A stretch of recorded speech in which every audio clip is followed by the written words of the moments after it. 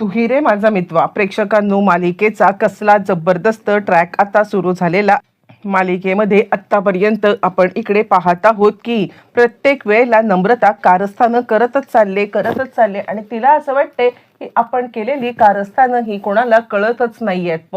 पण या सगळ्यामध्ये मात्र आता नम्रताला धडा शिकवायला ईश्वरीने सगळं समजून सुद्धा आता मात्र एक वेगळाच प्रकार केलेला आहे. ईश्वरीने या सगळ्यामध्ये मात्र आता सगळ्या गोष्टी समजून उमजून शेवटपर्यंत आधी आता हे होऊ दिलेली आहे कॉम्पिटिशन, आणि त्यानंतर मात्र अशा पद्धतीने नम्रताला सगळ्यांच्या समोर एक्सपोज करत ट्रॉफीवरती आपला हक्क सांगितलेला आहे. बरं, असं शेवटच्या क्षणी काय घडलंय किंवा शेवटच्या क्षणाला मात्र आता या सगळ्यामध्ये काय गोष्टी झालेल्या आहेत सगळं सविस्तरपणे पाहूया. आणि नम्रता भर स्टेजवरती कशी एक्सपोज झाले ते पण. इकडे नम्रता गाणं गाते. तिचं गाणं ठीकठाक असलं तरी तिने केलेलं कारस्थान मात्र आता तिच्या लक्षात आहे आणि त्यामुळे तिचं लक्ष गाण्यामध्ये कमी, आणि आता आपण इशूला त्रास दिलाय हे तिचं मन कुठेतरी तिला आता खात आहे. आणि या सगळ्यामध्ये आपल्याकडून झालेल्या चुकीचा तिला कुठेतरी पश्चाताप सुद्धा आता होत आहे. बरं, हे सगळं होत असताना मात्र तिचं गाणं कंप्लीट होतं आणि आकाशचं चित्र सुद्धा काढून आता पूर्ण झालेलं आहे. ज्या वेळेला आकाशचं चित्र काढून पूर्ण झाले आणि नम्रताचं गाणं झालं, इकडे स्टेज अनाउन्समेंट चाललेली आहे की ईश्वरी जिथे कुठे असतील त्यांनी लवकरात लवकर मात्र इकडे यायचं आहे असं म्हणत ईश्वरीला आता मात्र फायनल कॉल देण्यात आलेला आहे. ईश्वरीला जरी फायनल कॉल देण्यात आला असला तरी सुद्धा ईश्वरी अजूनही काही आलेली नाहीये आणि याच कारणास्तव सगळ्यांना असं वाटते की झालं, ईश्वरी आता हरली, आता कसली ईश्वरी स्टेजवरती येते असं म्हणत मात्र आता इकडे सगळेच जण म्हणजे जे ईश्वरीच्या विरोधात आहेत ते सगळेच जण मात्र आता खूपच खुश आहेत. बरं, हे सगळं होत असताना ईश्वरी एकाच पायावरती जोर देत तिथपर्यंत मात्र आता आलेली आहे. तिथे आल्यावरती मात्र आता ईश्वरी सांगते काहीही झालं तरी मी ही कॉम्पिटिशन मध्ये भाग घेणार म्हणजे घेणार. अर्णव या सगळ्यामध्ये मात्र आता ईश्वरीकडे पाहतोय आणि तो तिला नकार देतोय आणि तो तिला थांबायला सांगतोय, पण ईश्वरी काही थांबत नाहीये. फायनली मात्र आता ईश्वरीने डान्स पूर्ण केलेला आहे. या डान्समध्ये मात्र आता ईश्वरी अशा पद्धतीने म्हणजे आता परफॉर्मन्स करते की सगळेच जण थक्क होतात तिचा डान्स परफॉर्मन्स पाहून. आणि या सगळ्यामध्ये ज्या वेळेला डान्स परफॉर्मन्स पाहून आता सगळेजण थक्क होतात त्या इकडे तोपर्यंत म्हणजे आता लगेचच सौदामिनी कॉल करते आणि सौदामिनी कॉल करून ताबडतोब मात्र आता लगेचच सांगायला लागते की काय चाललंय, म्हणजे आता ही ईश्वरी डान्स कॉम्पिटिशन मध्ये सुद्धा आलेली आहे, तुमचं चाललंय तरी काय. आणि असं म्हटल्यावरती मात्र आता लगेचच आणि ती सांगते हे काय चाललंय, म्हणजे आता काहीही झालं तरी सुद्धा या सगळ्यामध्ये ईश्वरी जिंकतच चाललेली आहे आणि तिला या सगळ्यामध्ये हरवणं ही आता गोष्ट मात्र अशक्यप्राय झालेली आहे. आणि त्यावरती मात्र आता इकडे सांगायला लागतो तो म्हणजे राजेश असू दे, काही हरकत नाहीये, पण आता ईश्वरी जिंकून सुद्धा आता हरणार आहे. काहीही झालं तरी सुद्धा या सगळ्यामध्ये मात्र आता ईश्वरी जिंकू दे कॉम्पिटिशन, पण अर्णव हरणार. इकडे आता सौदामिनीला कळतच नाहीये की हा कशाबद्दल बोलतोय, काय बोलतोय. आणि ती म्हणते काय चाललंय काय तुझं, डोकं ठिकाणावरती आहे ना, जे काही बोलतोयस त्याचा आता विचार करून बोल. आणि त्यावरती मात्र आता इकडे सांगायला लागतोय तो म्हणजे राजेश, हो मी डोक्यावरती पडलेलो नाहीये, मी विचार करूनच बोलतोय. एकदा का कॉम्पिटिशन होऊ दे मग आपण बघूया. ईश्वरी डान्स करतीये, अर्णव तिकडे चित्र काढतोय, पण त्याच वेळेला मात्र आता ईश्वरीचा पाय इकडे थोडासा ट्विस्ट झालेला आहे आणि ज्या पायाला लागले तो पाय ट्विस्ट झाल्याने ईश्वरी मात्र 2 मिनिटासाठी थबकलेली आहे. आणि मात्र या सगळ्यामध्ये हे सगळ्यांनी नोटीस केलं नसलं तरी सुद्धा मात्र आता जोराजोरात ओरडायला लागते नम्रता, चुकली, डिस्क्वालिफाय झाली. आणि त्यानंतर मात्र आता ईश्वरी काहीच बोलत नाहीये. ईश्वरी या सगळ्यामध्ये आता मात्र एकही शब्द बोलत नाहीये, पण त्याच वेळेला मात्र आता ईश्वरी नम्रताचं वागणं इकडे नोटीस करत आहे. नम्रताचं वागणं नोटीस करत मात्र या सगळ्यामध्ये इकडे तोपर्यंत जे काही घडलंय ते आता ती पाहते आणि त्यानंतर स्टेजच्या बाजूला येऊन उभी राहते.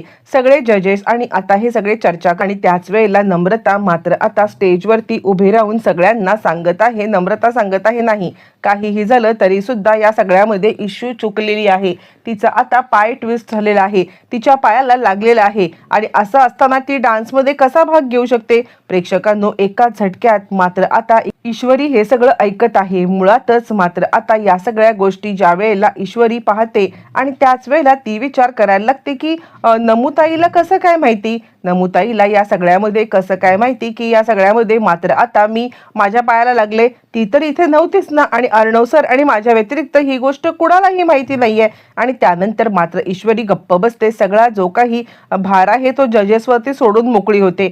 जजेस या प्रश्नाचं उत्तर देतील किंवा जजेस आपल्याला काय तो निर्णय देतील असा विचार करत आता ईश्वरी शांतपणे बसलेली आहे. बरं, तोपर्यंत जजेस आपसात चर्चा. आता मात्र सगळा निर्णय जजेसवरती सोडण्यात आलेला आहे आणि त्यावरती मात्र आता वल्लरीकडे सांगायला लागते, बघितलं ना, मी पण बघितलं. ईश्वरी आता अडकली आहे, ईश्वरी मध्येच थांबली होती. ईश्वरीने थांबून आता या सगळ्यामध्ये जे काही केलंय ना त्यामुळे ईश्वरी हरलेली आहे. आणि त्यावरती आता इकडे सांगायला लागते, आजी पण मला एक गोष्ट कळत नाहीये की नक्की काय घडलं होतं, म्हणजे आता हा सगळा काय प्रकार होता. यावरती मात्र आता ईश्वरीला लागलं तरी कधी आणि हे नम्रताला कसं काय माहिती.